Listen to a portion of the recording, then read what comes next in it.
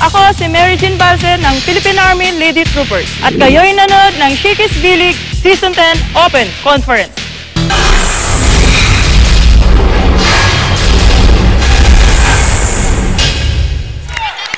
Alam mo, dikit na dikit tayo, partner eh. It was 23-24. Puro 1-point lead Yes, but eventually, yung character ng Smart lumalabas na, ha?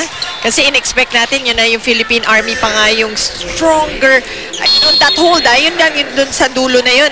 Akala natin makakabalik pa talaga yung Philippine Army, but Smart Maynila was able to get that set and nagkaroon pa rin ng kumbaga solid play in the end. Yes. Cassini talagang leading the banner in that third set.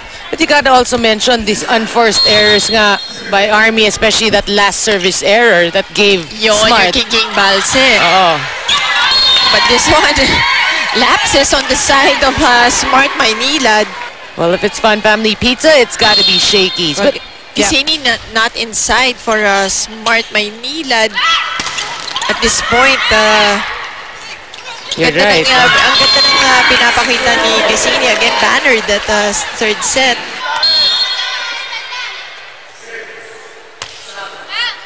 Well, an all-local 6 so far dito para sa Smart Maynila.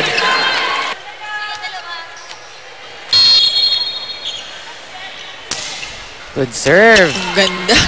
Oh, But still, diba? Yung talaga namang naipasok pa rin ng Philippine Army and Valdez getting through the blockers. That's right. Nag-adjust si Valdez, no? Yun ang dapat niya kasing matutunan. Di ba kanina pa eh? Kasi yung pwesto ng katawan niya, nababasa ng Army eh. So, yung adjustment siguro ng konti para lang hindi basang-basa yung palo niya. Or talagang kung pwedeng sa taas ng blockers niya mapalo yung bola. That is so much the better. Valdez with 9 points already. Cassini with 6. Dakis with 5. Bunag with 4. That's right. Very quiet performances by both squads. Oh, ace for Ruby. But you know, this local lineup of Coach Roger doing well. Nakita mo yung play kanina. Meron nag-quick, may nag-running, tapos Soltones nag-differential. So, good sign. May mga kombinasyon, yes. Back is off the block. And that hit the antenna. 4-all. Close na naman tayo dito sa fourth set. Good serve, Banaticla, De Leon. Running naman for Eliza. Oh, Rachel. Good coverage from the Philippine Army. Oh, and Gonzaga just saving that ball and getting the point.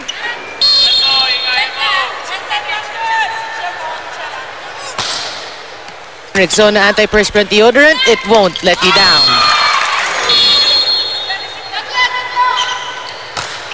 Well, 5 apiece. Salak. Oh, combination this time from Philippine Army. Barely getting in, pero lucky. Cassini. Yeah, tsaka, that's a good example for those who want to play volleyball. Focus, you maintain your focus. Yeah. It's not the best of sets. Kailangan focus ka pa rin na gusto mo i-over or patayin. Yes, yung parang katulad nun. Diba, Yes. nasa gitna na open hitter si Soltones who still went after that ball. You know, after that play, nag-usap si Valdez siya si Cassini. So talaga Cassini being the ate of the squad. Nag-hesitate kasi sa block. Oo. Well, Axel is the official outfitter of the Shakey's V-League. Dakis. 6 serving 7. This is going to be long. Hindi naman yung serve ni Rachel. Ikaw, baka ma-jinx mo. Hindi, ayun. Yan, okay. Oh, Eliza wanting to go for a soft touch. Sends it wide. Oh, but she had the right thing in mind, no? Sayang. She went for that, yung float ng bola eh. Cassini with a block. Coverage was there. Banaticla from the back. Salak binigay kay Bautista. we want to hear from Rina Villamor. Yes, at this point, I want to share what Tina Salak mentioned to the teammates earlier. Sabi nga niya sa mga teammates niya, kailangan matuto tayong magbalanse dito sa larong ito dahil nga nakikita niya na napakalakas ng mga frontliners nila pagdating sa mga spike nila. Pero pagdating naman sa likod, ay hindi sila magiging responsive dito sa mga bolang binabato sa kanila ng Smart Maynila team. Kailangan ay mabalanse nila ang laro nila at mga players nila. Everyone must be able to be quick to adjust and must be attentive in this game. She also added that each one of them is responsible in today's game. Hindi pwedeng inaasa lang nila ang bola nila. It's a very crucial game at kailangan pagdating nilang 20-point mark nila, they have to commit no errors at all. And lastly, to show that veteran smarts in today's game. Noreen? That's right. No, you Spoken have... like a true veteran. Oo, veteran na yung Rina. But you know, tama eh. Kasi Army yan eh. Kailangan Army kayo, hindi lang isang tao. Yeah. Diba? It's an army. It's an army. Yeah. Dami? Ang daming army. Well, so far, 5 attack points each for these two squads. The 2 errors pa rin na yung dalawang koponan.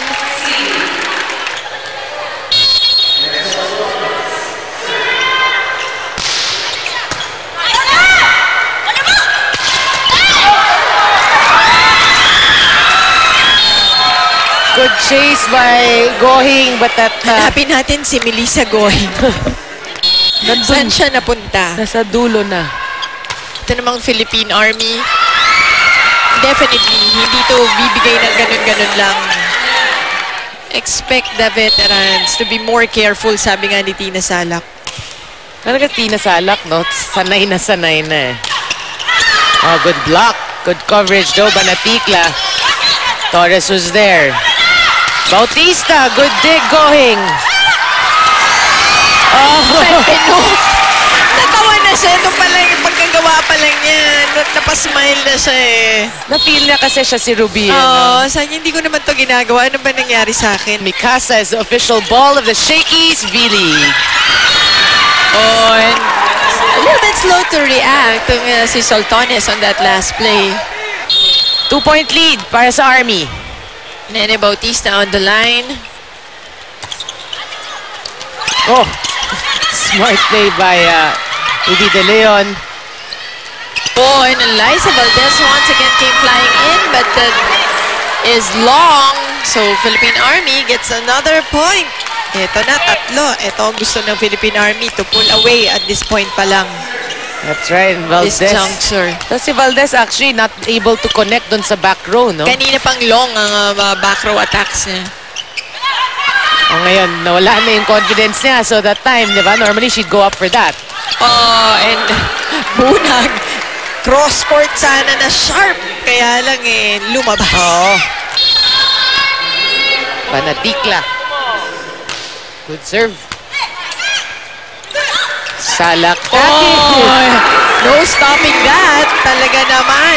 Yun ang kay Rachel maganda sa kanya. Yung mabilis yung pagpalo niya sa bola. That's right, Rexona antiperspirant deodorant. It won't let you down. Halos paakyat pa lang si Sue for the block.